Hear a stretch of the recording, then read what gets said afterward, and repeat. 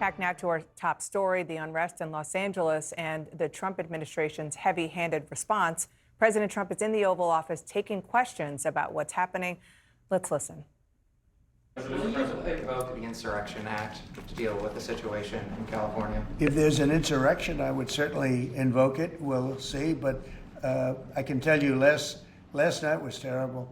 The night before that was terrible. We have, as you've seen, it was on most of your networks, people with big, heavy hammers pounding the concrete and pounding curbs, pounding it, breaking up, and handing these big chunks of concrete to people. And they were taking that concrete, going up on bridges and dropping it into the roof of a car. They were throwing it at our police. They were throwing it at our soldiers that are there. And we got it stopped, and we have them in custody right now. Look, if we didn't get involved, right now, Los Angeles would be burning, just like it was burning a number of months ago with all the houses that were lost. Los Angeles right now would be on fire, and we have it in great shape. And not playing around. How will you determine whether or not there is an insurrection? Well, you'll take a look at what's happening. I mean, I could tell you there were certain areas of Los Angeles that you could have called it an insurrection. It was terrible.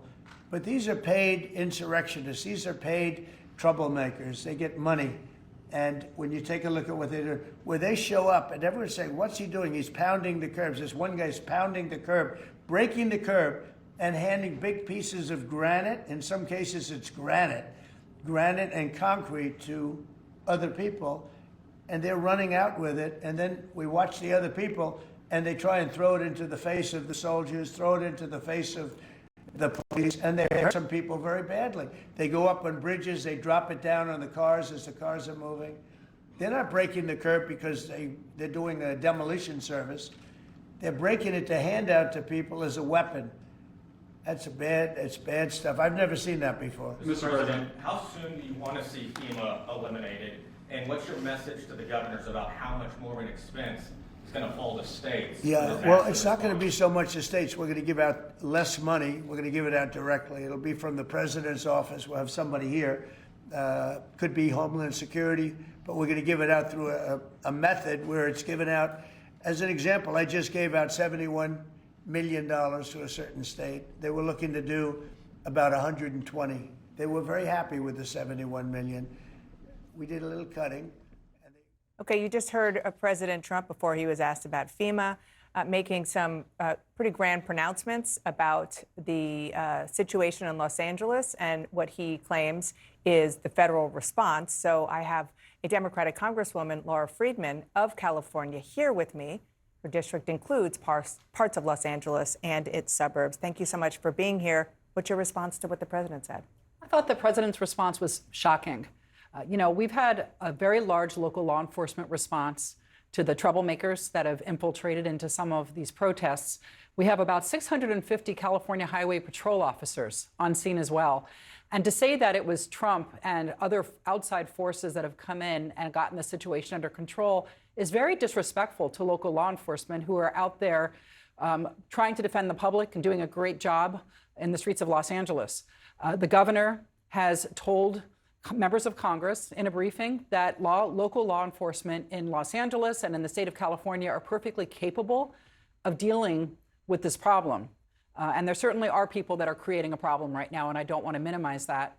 But to send in the Marines, to threaten to bring in, to take over the National Guard in California, which the governor is perfectly capable of calling on himself if he needs it, is a manufactured crisis that Trump now wants to claim that he solved when there's very, very few of the National Guard actually deployed in these crowds right now. Well, let me just sort of underscore something that the president said specifically. He said, we got it stopped, quote, got it stopped, meaning the National Guard.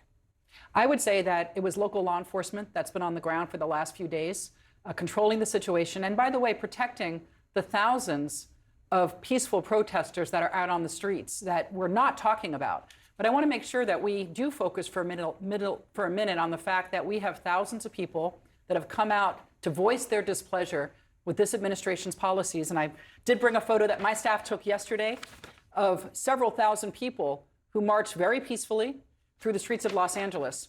And we also need to recognize them and see them, I think, as a nation, that they have something to say, and we can't let this detract from that. And I want to say that what the Trump administration is doing, and Donald Trump himself right now, is trying to create a distraction, number one, from the fact that thousands of Americans are marching in opposition to his policies all across the country, and particularly in Los Angeles right now. And also from the fact that while he's trying to get everyone to look over at 100 people that are causing a disturbance in Los Angeles, a local problem, we are here in Washington watching them try to give the top 5% wealthiest people in this country a $1.6 trillion with a T tax break, amount of money that's inconceivable to most people, while they cut over $1 trillion in benefits that go to health care, that go to veterans, that go to child care. And we cannot get distracted in this moment. Well, it is a very clear, very overt policy that Donald Trump has and has had. He was very open in the campaign that he wanted to do exactly what he is doing in Los Angeles. I'm not talking about the National Guard or the Marines, but I'm talking about deporting undocumented immigrants, not just those who have criminal records, but undocumented immigrants. So just on the policy of it all, can you speak to that? Because they believe that putting you and other Democrats in the position of saying, no, we don't want to deport these people, is good policy for them and good politics. Right, but it's also it's an oversimplification that's backfired even in Republican areas where we've seen when they've tried to deport people in red states who were community members, who were undocumented, but that people knew in the community, that people have said, hey, aren't the people that we were talking about. So when you start to parse through the numbers that are sometimes trotted out about people's feelings about deportations, it's a little more complicated. And so Donald Trump has spent the last few years trying to demonize our entire migrant community, even people that are here legally, even people who are citizens, and trying to say that they're sort of a cancer from within, they're not real Americans. And he's lumped actual criminals in with the migrant population. And so people will say, well, sure, we don't want those people here. But even recently, Donald Trump himself has said, oh, no, we're not going to focus on farmhands. We're not going to focus on people that are bringing you food in a restaurant. We're going to focus on criminals. And that, of course, is more popular. I would say if someone's a criminal, whether they have a visa or not, I don't want them in the country either. I don't know, a couple of days after he was inaugurated, Tom Homan said to me and others point blank, it's everybody who's here illegally, not just the criminals. Right, and we only have a certain amount of resources in ICE. We cannot focus on everyone. And I think if you asked many people, they would say, let's focus on kind of the worst people, the people who are causing problems. But the reason that people started protesting in Los Angeles is that they were angry that people were being taken, sometimes without a warrant.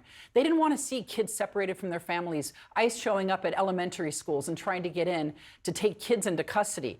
When it becomes real in people's communities, that's when you start seeing these kinds of backlashes. I just want to quickly get you to respond to something that your fellow Democrat Senator from Pennsylvania, John Fetterman, said. He said on social media, I unapologetically stand for free speech, peaceful demonstrations, and immigration, but this is not that. This is anarchy and true chaos.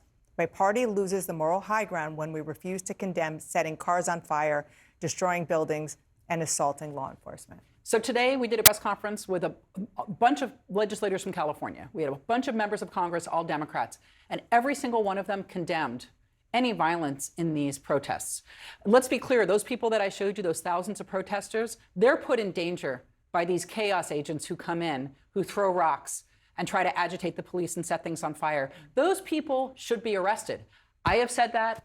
Other Democratic members of Congress from Los Angeles have said we have zero tolerance policy towards people that are endangering law enforcement and endangering other protesters. So I don't believe that Democrats have been speaking up and condemning those 100 or so people that are causing these problems.